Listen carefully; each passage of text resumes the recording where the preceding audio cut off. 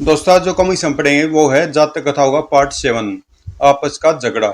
मैं इससे पहले से 6 पार्ट और पढ़ चुका हूँ। अगर आपने नहीं पढ़े तो उनको पढ़ लेना। वे 6 पार्ट आपको मिल जाएंगे प्ले लिस्ट में। जातक कथाओं का फोल्डर है उसके अंदर। तो पढ़ते हैं पार्ट 7 आपस का झगड़ा। एक घने वन में गिद्ध अपनी पत्नी के साथ रहता था। वह अपनी पत्नी को इतना प्यार करता था कि वन में रहने वाले जानवर उसके प्यार को आदर्श प्यार समझते थे और उसकी प्रशंसा किया करते थे।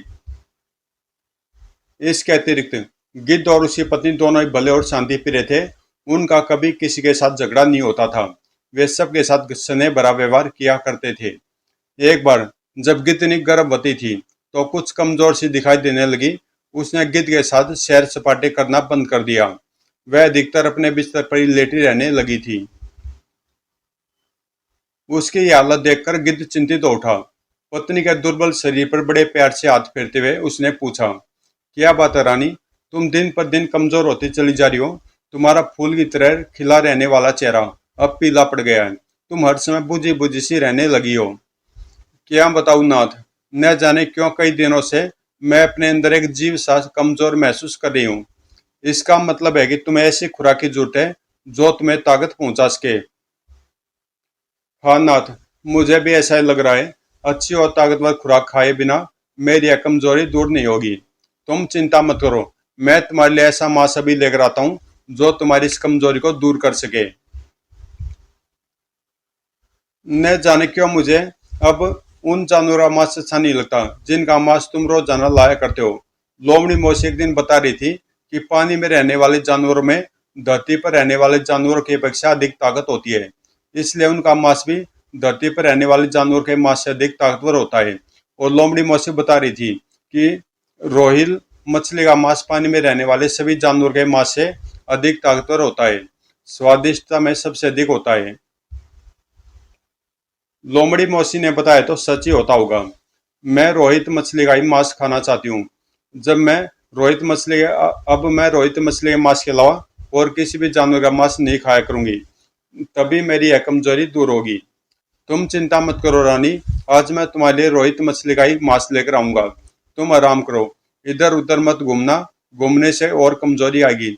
मैं लोमड़ी मौसी को कह जाऊंगा कि वह तुम्हारी देखभाल करती रहेगी। नहीं नहीं, लोमड़ी मौसी से कुछ मत कहना। वह बहुत चालाक है। अगर उसे यह पता चल गया कि तुम्हारे तुम रोहित मछली का मांस लेने गए हो तो वह फिर यहीं जमकर बैठ जाएगी और हम दोनों का बेवकूफ बनाकर सारा मांस चट कर जाएगी। ठीक है, मैं किसी को कुछ नहीं बताऊंगा। घर से निकलकर गिद्ध नदी की ओर चल दिया। मैं अपनी पत्नी से वादा तो कर आया हूँ कि तुम्हारे लिए रोहित मछली का मांस लेकर आऊंगा, लेकिन रोहित मछली का मांस लाऊंगा कहाँ से। मछलियाँ पानी में रहती है और मैं पानी में घुस नहीं सकता, इसलिए मुझे तैरना नहीं आता। मेरे वचन की भगवान ही लाज रखेंगे। वह नदी के किनारे पहुंचकर एक पेड़ के नीचे जा बैठा। अचानक छप्पा की आवाज सुनकर वह चौंक पड़ा। उसने नजरें उठाकर नदी की ओर देखा। छपाक। उसने देखा नदी में दो ऊदबिलाव एक बहुत बड़ी मछली को मुंह में पकड़े किनारे की ओर ला रहे थे। कुछ देर बाद वे मछली को लिए ले किनारे पर आ गए और मछली को बालू पर डालकर सोचने लगे। भाई, मछली मछली तो एक ही है और हम दो हैं। इस मछली का बंटवारा कैसे किया जाए। हम दोनों मित्र हैं, मामूली सी मछली के लिए हम अपनी मित्रता पर आंच नहीं आने देंगे। दोनों मित्रों को बराबर मछली मिलनी चाहिए। अगर किसी को जरा सा भी कम मिला तो मित्रता में अंतर आ जाएगा। उन दोनों की बातें पेड़ के नीचे बैठा गिद्ध बड़े ध्यान से सुन रहा था। अचानक उसके होठों पर मुस्कुराहट नाच उठी।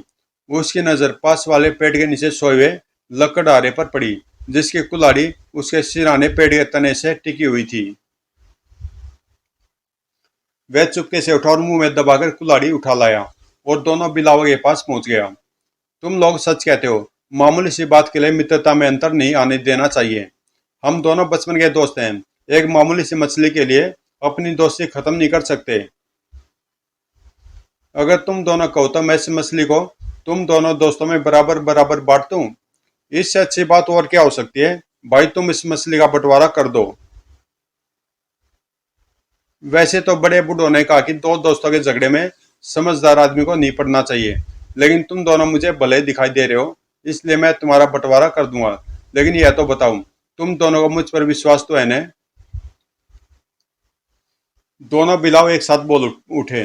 गिद्ध भाई, अगर तुम पर विश्वास न होता तो हम तुमसे मछली का बंटवारा करने के लिए कहते क्यों? तुम जिस तरह भी बंटवारा करोगे, हम दोनों उसे स्वीकार करेंगे। तब ठीक है। गिद्ध ने कुल्हाड़ी उठाई और मछली की दुम और सिर को काटकर अलग कर दिया। गिद्ध ने सिर उठाकर पहले बिलाव के सामने रख दिया। लो भाई, यह रहा तुम्हारा हिस्सा। और फिर दुम उठाकर दूसरे बिलाव के सामने रख दिया। लो भाई, यह रहा तुम्हारा हिस्सा। दोनों बिलावों ने अपना अपना हिस्सा ले लिया और उस मछली के धड़ की ओर देखने लगे जो गिद्ध के सामने पड़ा था। तुम दोनों को अपना अपना हिस्सा मिल गया, जाओ खाओ और मौज करो। अब यहाँ क्यों बैठे हो? मछली का असली हिस्सा तो रह ही गया है, क्या इसका बंटवारा नहीं करोगे? हाँ हाँ, मछली का गोश्त तो धड़ में ही होता है, सिर या पूंछ में नहीं। इसका भी तो बंटवारा कर दो। अजीब लोग हो तुम। तुम्हारा झगड़ा निपटाने के लिए इतनी दूर से लकड़हारी की इतनी भारी कुल्हाड़ी उठाकर कौन लाया था, मैं या तुम? कुल्हाड़ी तो तुम ही लाए थे भाई। मछली का सिर और दुम मैंने काटे या तुमने? तुमने ही काटे हैं भाई। तो फिर तुम्हें इस बात का भी पता होना चाहिए कि इस दुनिया में कोई भी आदमी किसी का काम मुफ्त में नहीं किया करता। मैंने इतने बड़े बड़े काम किए, उसके बदले में मुझे कुछ तो मिलना चाहिए। मछली का बचा खुचा ये टुकड़ा मेरा है। गिद्ध ने मछली का धड़ अपने मुंह में दबाया और अपने घर की ओर चल दिया। दोनों बिलाव माथे पर हाथ मारकर उसे जाते देखते रहे। गिद्ध और चूहे। एक घने वन में एक गिद्ध रहता था। एक बार उसे कई दिन से खाने के लिए कुछ नहीं मिला। वह सारे वन में इधर से उधर घूमता रहा। जब उसे कहीं भी खाने के लिए कुछ नहीं मिला तो वह थककर एक वृक्ष के नीचे आ बैठा। भूख और थकान से निडाल होकर उसने आंखें मूंद ली और सोचने लगा कि अगर उसे आज खाने के लिए कुछ नहीं मिला तो वह मर जाएगा। अचानक आहट सुनकर उसने जल्दी से आंखें खोल दी। चूहों का एक बहुत बड़ा दल उसे थोड़ी दूर पर ही एक और चला जा रहा था। चूहों की लंबी कतार के आगे आगे एक बहुत ही मोटा, ताजा और लंबा चौड़ा चूहा था जो चूहों के उस दल का राजा था।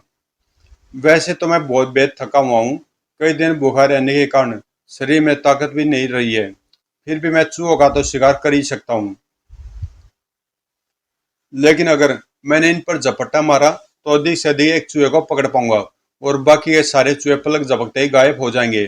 कोई ऐसी तरकीब सोचनी चाहिए जिससे कई दिन तक, जबकि बदन में ताकत नहीं आ जाए, भरपेट चूहे खाने के लिए मिलते रहे। फिर उसके देखते देखते सारे चूहे पेड़ की जड़ में बने एक बड़े से बिल में घुस गए। गिद्ध फिर सोच में पड़ गया। वह मारा, क्या शानदार तरकीब आई है दिमाग में, जवाब नहीं। इस तरकीब से मैं कई दिनों तक बड़े आराम से चूहे खाता रहूंगा। वह उठा और उस बिल के पास चला गया और फिर सूरज की ओर मुंह करके एक टांग पर खड़ा होकर मुंह खोल दिया। कुछ देर बाद कुछ चूहों के साथ चूहों का राजा बिल से निकला और एक टांग पर खड़े गिद्ध की ओर आश्चर्य से देखने लगा। मामा राम, आप इस तरह एक पांव पर क्यों खड़े हैं?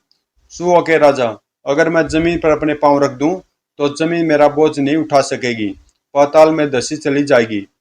और आपने अपना मुंह क्यों खोल रखा है? हम आजकल सूर्य भगवान की उपासना कर रहे हैं, इसलिए केवल हवा खाते हैं। ऐसे समय मेरे लिए पानी तक का पीना पाप होता है। तब तो मामा आप बहुत बड़े भक्त हैं। आप हमारे घर के सामने खड़े होकर उपासना कर रहे हैं, हमारे लिए गर्व और सौभाग्य की बात है। ऐसे महान भक्तों के दर्शन बड़े भाग्य से होते हैं। हम लोग सचमुच बहुत भाग्यवान हैं। अपने राजा को गिद्ध से बातें करते देखकर बिल में से और भी ढेर सारे चूहे निकलकर बाहर आ गए। और जब चूहे राजा ने गिद्ध के पांव छुए तो वे भी उसके पांव छूने लगे। दिन भर गिद्ध के आसपास चूहों की भीड़ लगी रही। वे बड़ी निडरता से उसके आसपास घूमते रहे। रात को जब चूहे अपने बिल में जाकर सो गए तो गिद्ध भी बड़े इत्मीनान से बिल के पास ही पेड़ के तने पर सिर टिकाकर लेट गया। अपनी सफलता के कारण वह इस बात को भूल ही गया था कि वह कई दिन का भूखा है। सुबह जब सूरज निकल आया और गिद्ध ने किसी चूहे के आने की आवाज सुनी तो जल्दी से उठा और सूरज की ओर मुंह खोलकर एक टांग पर खड़ा हो गया। भगत जी प्रणाम। चूहे ने उसके पांव छुए। उसके बाद एक एक चूहे बिल से निकलने लगे। जो भी चूहा बिल से निकलता पहले गिद्ध के पांव छूता और फिर आगे बढ़ता। सारे चूहे पांव छू छूकर चलते गए। जैसे अंतिम चूहा पांव छूकर जाने लगा, गिद्ध ने अपना पंजा उसकी गर्दन पर रख दिया। इतनी जोर से गर्दन दबाई कि चूहे के मुंह से आवाज तक नहीं निकल सकी।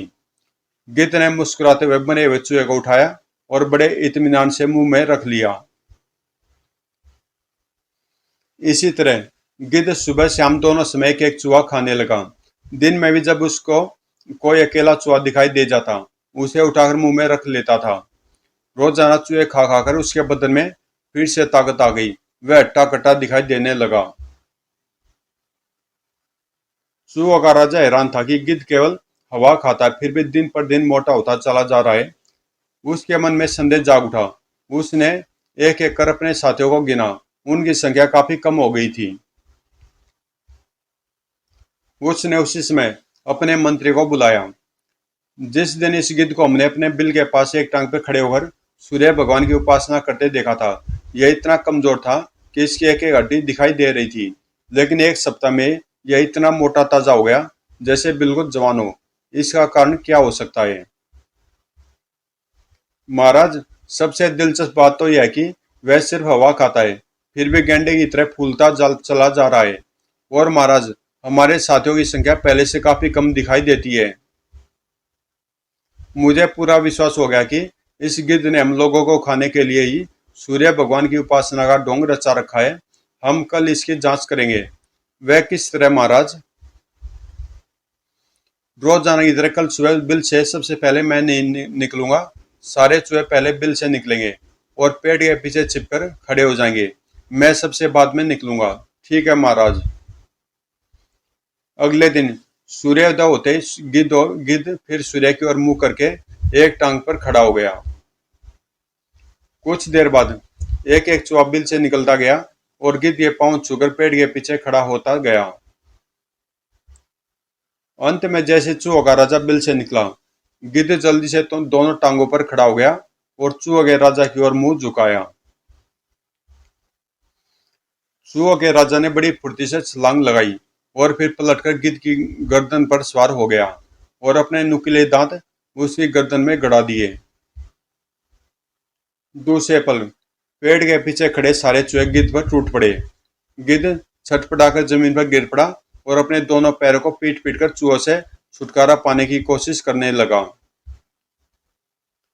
लेकिन सारे चूहे उस पर चढ़ गए और अपने पैने दांतों से उसे काटने लगे। गिद्ध दर्द से बिल बिलाकर चीखने लगा। कुछ देर के बाद पेड़ के नीचे गिद्ध की हड्डियां पड़ी थी और चूहों का राजा अपने साथियों के साथ खड़ा अपनी विजय पर मुस्कुरा रहा था। तो दोस्तों, ये कहानी भी यही समाप्त होती है और इससे आगे और भी कहानी इसमें उसकी मैं अलग से वीडियो बना दूंगा। चमत्कारी मंत्र है इससे अगली कहानी, तो उसकी मैं अलग से वीडियो बना दूंगा। तो मिलते हैं इसके पार्ट 8 में।